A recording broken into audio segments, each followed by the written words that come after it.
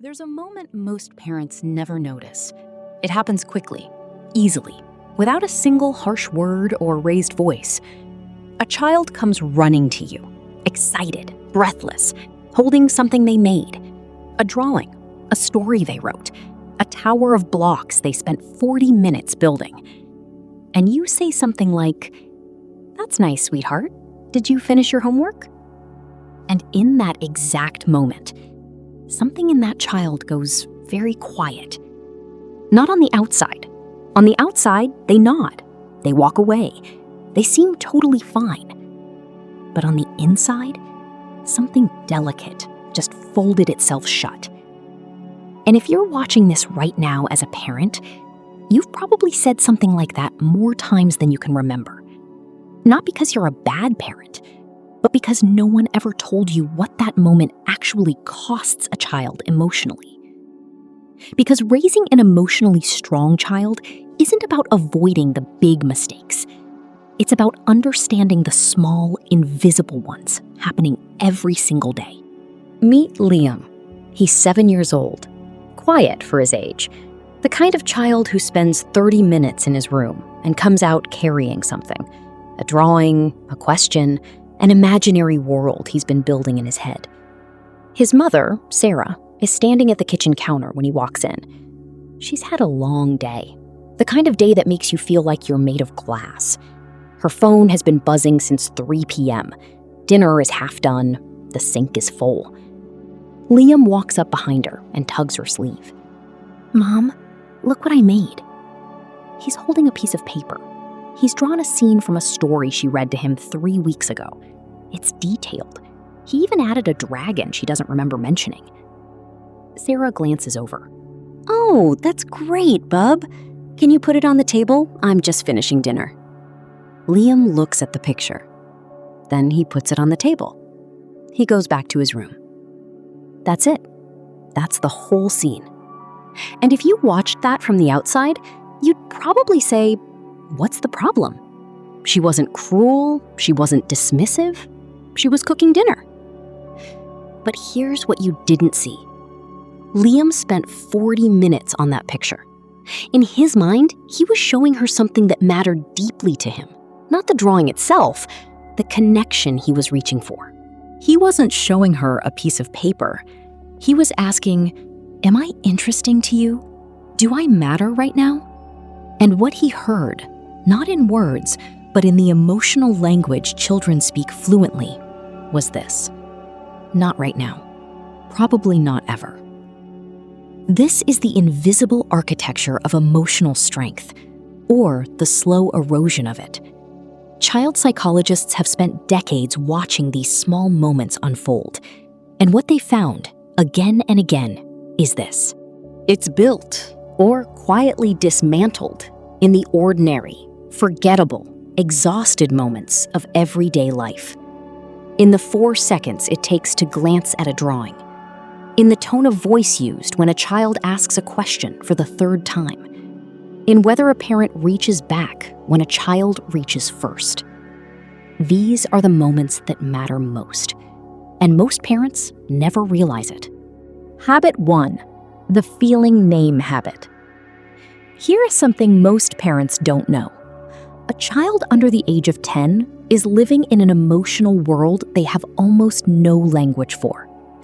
Imagine waking up every morning in a country where you feel everything intensely: the joy, the fear, the embarrassment, the longing, but you don't have the words to describe any of it. That is childhood. And when a child has no language for what they feel, their body does the talking for them. The tantrum is the language. The shutdown is the language. The clingy crying at drop-off is the language.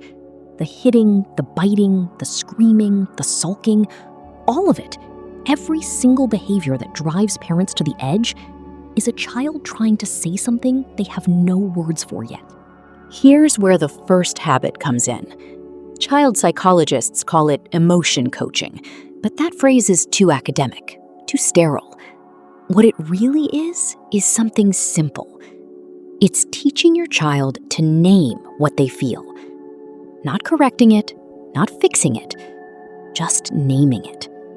And it changes everything. Back in Liam's bedroom, later that night, Sarah has finished dinner. She's calmer now. She remembers the picture on the table, and something in her chest tightens a little. She walks to his room. He's lying on his bed, staring at the ceiling. "Hey," she says. "Hey," he says. She sits on the edge of his bed. "Earlier, when you showed me your picture, I think I didn't really stop to look at it properly." Liam says nothing, but his eyes move slightly toward her. "Can I see it now?" He's quiet for a moment.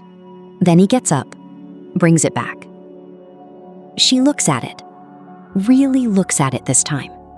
The dragon, the detail, the small figure in the corner that she realizes is him. "Liam, this is beautiful. How did you feel when you were making it?" He shrugs. "I don't know." "Did it feel fun? Or kind of calm? Or like excited?" He thinks about it. "Kind of calm, and then excited when I did the dragon. Yeah, I can see that in it." She pauses. "When I didn't look at it properly before, how did that feel?" He's quiet. Then, very quietly, "Kind of sad, I think." "Yeah," she says. "I think I would have felt sad too." That conversation cost Sarah 4 minutes. 4 minutes. And what happened in those 4 minutes is something child psychologists consider one of the most powerful things a parent can do. By asking Liam to name his feeling, calm, excited, sad, she did something his developing mind cannot yet do for itself. She helped his emotional world become speakable. And here is why that matters so deeply. Children who can name their emotions have been found, consistently across decades of research, to be more resilient under stress, less explosive, more able to wait, more able to ask for help rather than act out. Because when a feeling has a name, it becomes manageable. When a feeling has no name, it becomes a storm. Starting tonight, when your child is upset, frustrated, or quietly withdrawn, try this before you solve anything. "You seem really frustrated right now. That looked like it really hurt. Not just your knee, but your feelings too. I think you might be feeling left out. Am I close?" You don't have to be right. The act of guessing, warmly, carefully, tells a child that their inner world is worth paying attention to. And slowly, quietly, that child begins to believe it too. Habit 2, the repair habit. Let's talk about something parents rarely discuss. Because it's uncomfortable. Because it requires a kind of humility most of us were never modeled. Not the dramatic, abusive, terrible losing it that fills headlines, just the ordinary kind. The sharp tone at the end of a long week. The eye roll they didn't mean to give. The "I don't want to hear it right now," when a child needs to be heard most. Every parent does this. Every single one. And for years, the question in parenting psychology was, how do we stop parents from doing this? But the more interesting question, the one that changes everything, is this: what happens after? Let me tell you about something researchers found when they spent years studying families with securely attached children. These were children who grew up to be emotionally resilient, healthy in relationships, able to handle disappointment, trusting of others. And when researchers looked at what their parents had done differently, they expected to find a pattern of careful, perfectly regulated parenting. Instead, they found something unexpected. These parents weren't perfect. They lost their temper, they snapped, they got it wrong. But they did one thing, almost universally, that other parents didn't. They came back. They repaired the rupture. There's a concept in attachment psychology called the rupture and repair cycle, and it might be one of the most important things you ever learn as a parent. The rupture is the moment of disconnection, the snap, the dismissal, the moment you got it wrong. The repair is when you come back. And this is the part that blows most parents' minds when they hear it. The repair is not just about fixing the moment. The repair teaches the child something profound about the nature of relationships. It teaches them that disconnection isn't permanent, that love can survive conflict, that when something breaks, it can be put back together. Children who grow up with consistent repair develop what psychologists describe as emotional flexibility. They're not rigid or fragile. They know from lived experience that people can hurt each other and still come back. Children who never experience repair learn something very different. They learn to expect abandonment in conflict, to shut down when things get tense, to never fully trust that anyone will stay. Sarah had lost her temper the week before. Not loudly, but she'd said something short and stinging at breakfast. Something about how Liam needed to just be normal for one morning. She'd forgotten about it by noon. Liam hadn't. He'd been slightly quieter since then, slightly further away. And when Sarah finally noticed, really noticed, she sat down at dinner and said something she'd never said to him before. "Hey, I think I said something last week that wasn't kind, about being normal." Liam looked up. "I was tired and frustrated, and I took it out on you, and that wasn't fair. I'm sorry." He was quiet for a moment. Then he said, very carefully, like he was testing whether it was safe, "It made me feel like there was something wrong with me." Sarah nodded slowly. "There is nothing wrong with you. I was wrong. That's different."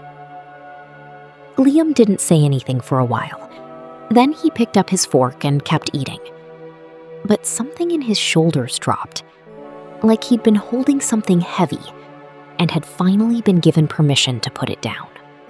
When you get it wrong, and you will because you're human, come back. You don't need a grand apology.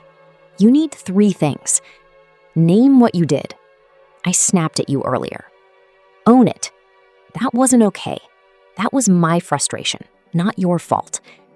Reconnect. I love you. We're okay. That's it. It takes less than a minute, and it builds in a child a belief that will serve them for their entire life. Relationships are safe. Love is durable.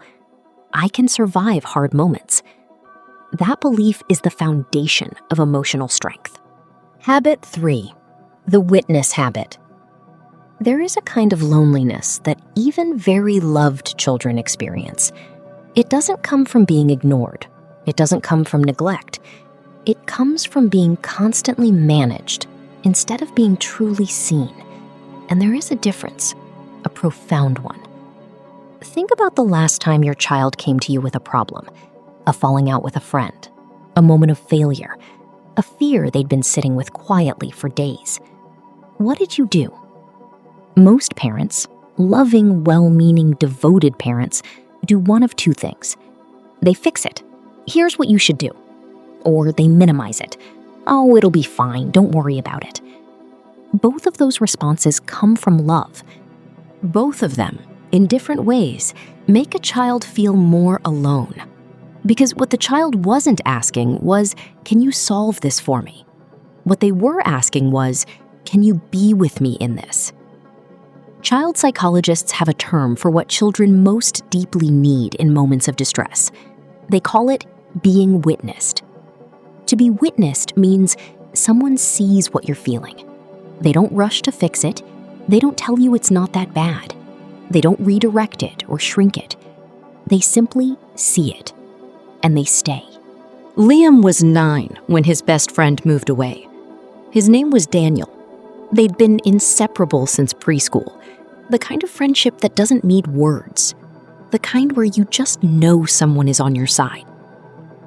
Daniel's family moved on a Saturday morning. Liam stood at the end of their street and watched the moving truck until it turned the corner. He came home very quiet. At dinner, Sarah asked if he was okay. "Yeah," he said. "Fine."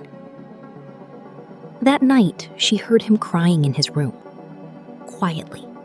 The kind of crying that doesn't want to be found. She stood outside his door. And here is the thing about that moment. There were 100 things she could have said. "You'll make new friends. You can call him anytime. It'll get easier." All true. All well-meaning. She opened the door and said none of them. She sat on the floor next to his bed. She didn't say anything for a while. Then, "This really hurts, doesn't it?" Not a question, a recognition. Liam pulled his blanket tighter. "He was my best friend." "I know," she said. "I know he was." And she stayed.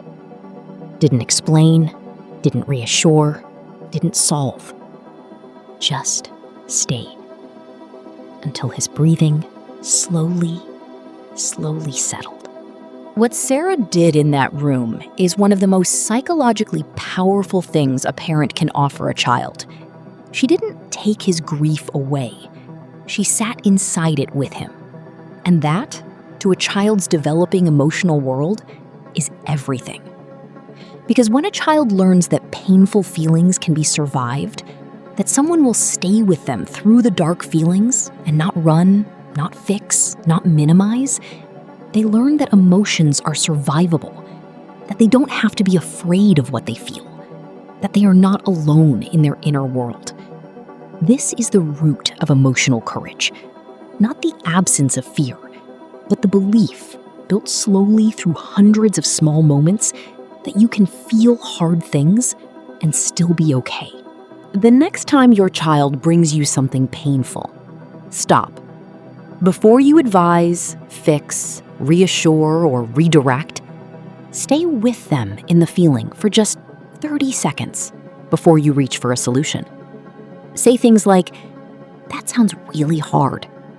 Tell me more about what happened. I can see this is really hurting you." You don't have to have answers. You just have to stay. And for a child, that staying is the answer. Habit 4, the failure permission habit. Now, we need to talk about something that might be uncomfortable, because this next habit goes against everything our instincts as parents want us to do. It is the habit of letting children fail. Not in a cold, withdrawing way, not with indifference, but with a very specific, intentional kind of presence. One that says, "I believe you can survive this, and I'll be here when you come out the other side."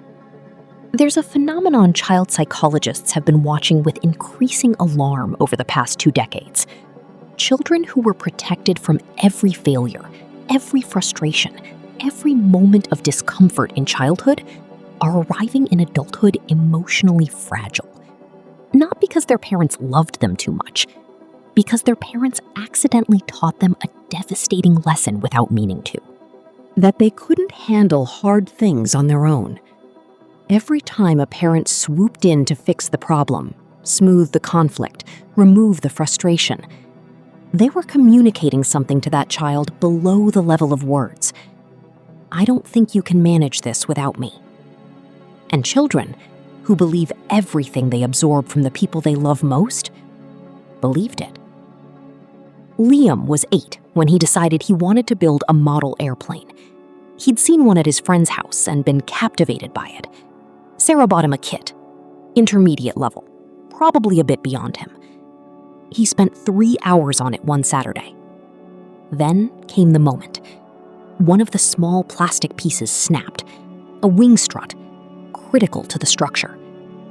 He came to Sarah, his face doing that particular thing children's faces do when they're trying not to cry. "It broke. The whole thing's ruined." Sarah looked at it. Her instinct, every parenting instinct she had, was to take over, to find a solution, to fix the wing and make it okay. Instead, she took a breath. "Oh, that's really frustrating." "It's ruined," he said again. "Is it? Or is it broken in one place?" He looked at it. Broken in one place. "Do you think there's any way to fix it?" He was quiet.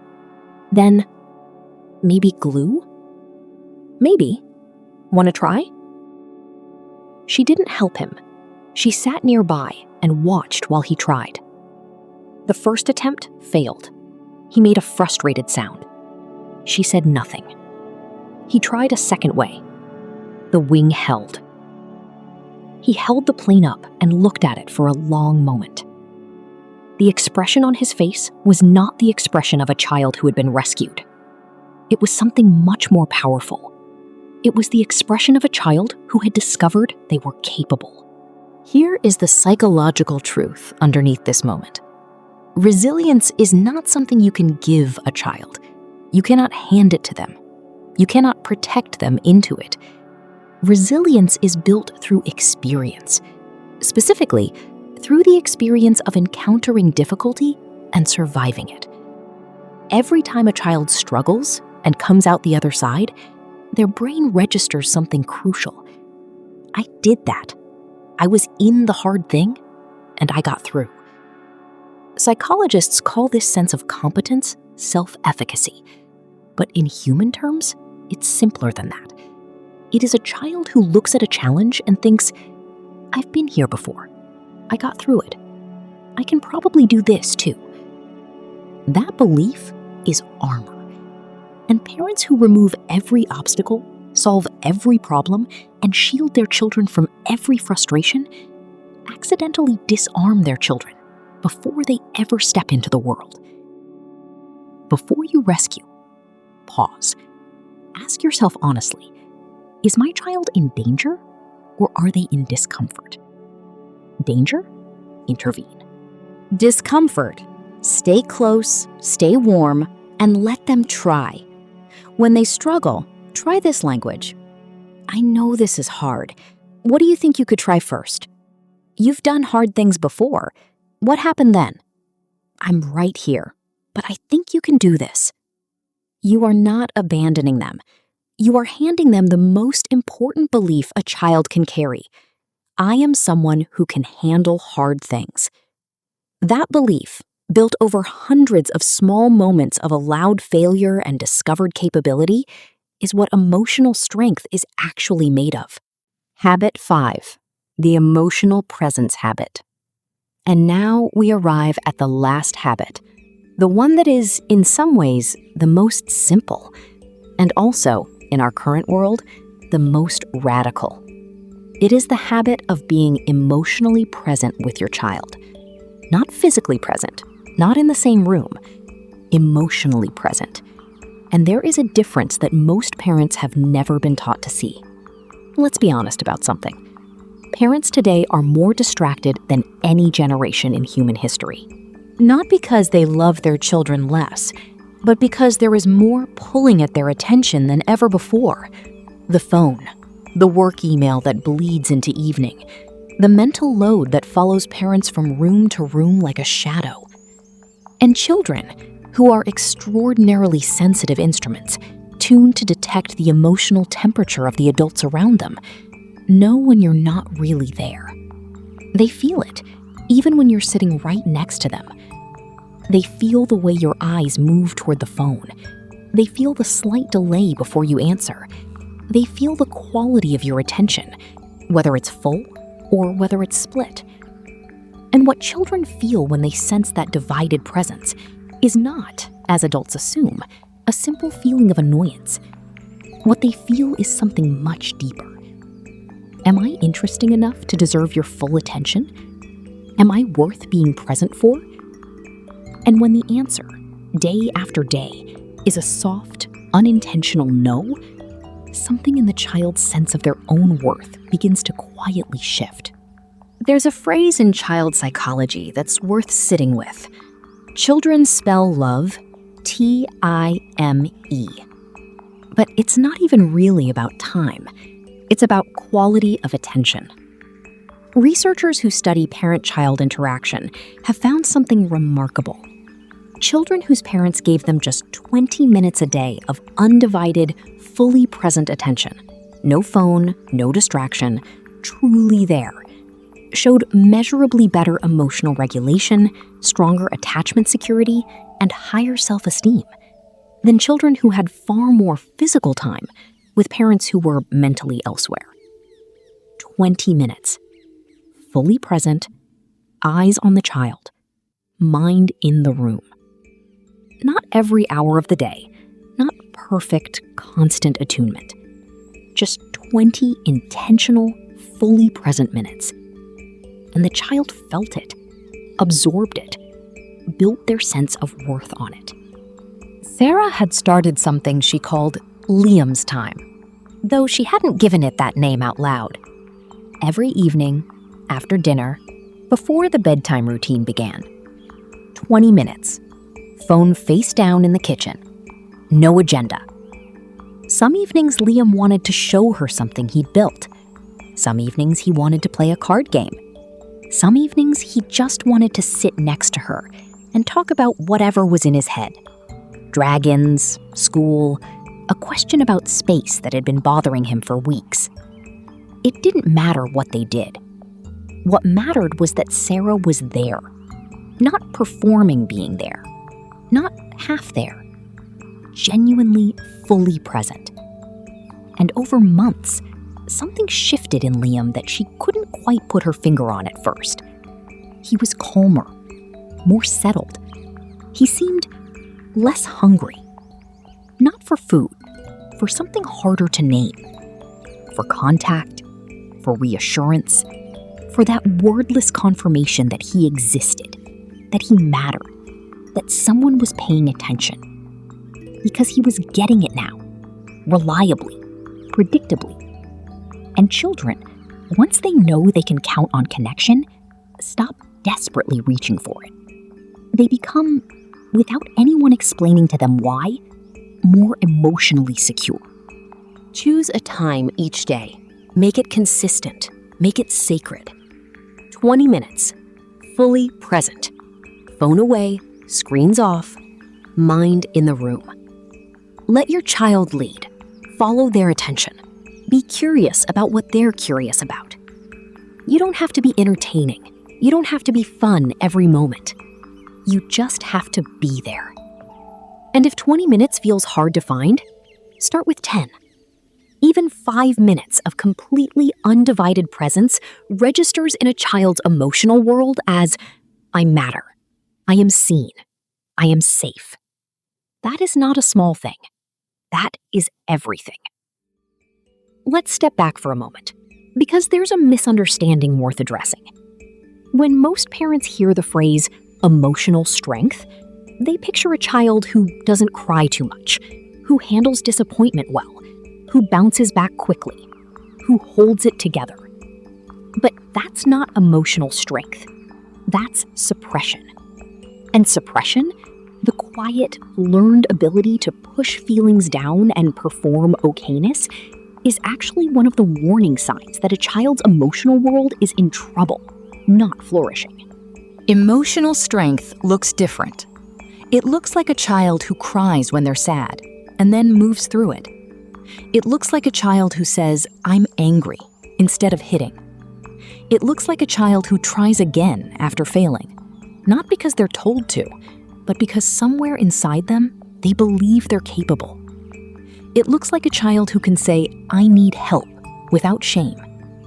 It looks like a child who trusts that their inner world is not a burden, that the people who love them can handle what they feel. That child is not built in a moment. They're built in 10,000 ordinary moments, in the feeling name, in the repair offered, in the sitting with instead of fixing, in the failure allowed, in the presence, full, undivided, unhurried. Child psychologists have long observed that the children who grow into the most emotionally resilient adults are rarely the ones who had the easiest childhoods. They're the ones who had at least one adult, just one, who saw them clearly, who showed up consistently, who built in them slowly and quietly the most foundational belief a human being can carry. I am worth knowing. My feelings are real. I am not alone. From that belief, everything else grows. Sarah put Liam to bed that night the way she always did. But before she turned off the light, he said something. Mom? Yeah? You know how you always come back after we have a bad moment? She wasn't sure what he meant at first. What do you mean? Like when you snap or when you're tired and not nice. You always come back and say sorry, and we're okay again. Sarah looked at him. Yeah, we are always okay again. I was thinking, he said, that's kind of how I want to be with my friends. Like, even when things are bad, I want to be someone who comes back. She sat on the edge of his bed for a long time after that. Not because she'd said anything brilliant, not because she'd parented perfectly, but because without realizing it, through 1,000 ordinary moments, 1,000 moments of trying, 1,000 small repairs and presences and witnessed feelings, she had taught him something that no textbook, no lesson, no well-meaning lecture could ever give. She had shown him who he could be. That is what this is in the end. Not perfect parenting, not flawless technique.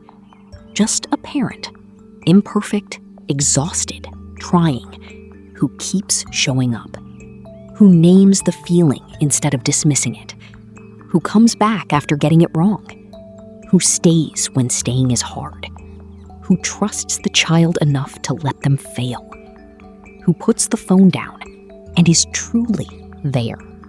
A child's behavior is always a message, long before it becomes a problem. And the parents who learn to read those messages, quietly, without judgment, with the profound patience of someone who understands that children are doing their best with the emotional language they have, those parents raise children who one day will offer the same gift to someone else. The gift of being seen, of being stayed with, of being told without words in the way that matters most. You are worth knowing. What you feel is real. You are not alone. If something in this video landed differently today, if you heard something that made you think of your own child, or maybe your own childhood, I'd love to know. Tell me in the comments which of these 5 habits you most want to try, or which one you recognize from your own upbringing. This community is full of parents who are trying, who are reflective, who care deeply. And if you know another parent who needed to hear something in this video, send it to them, quietly, without pressure.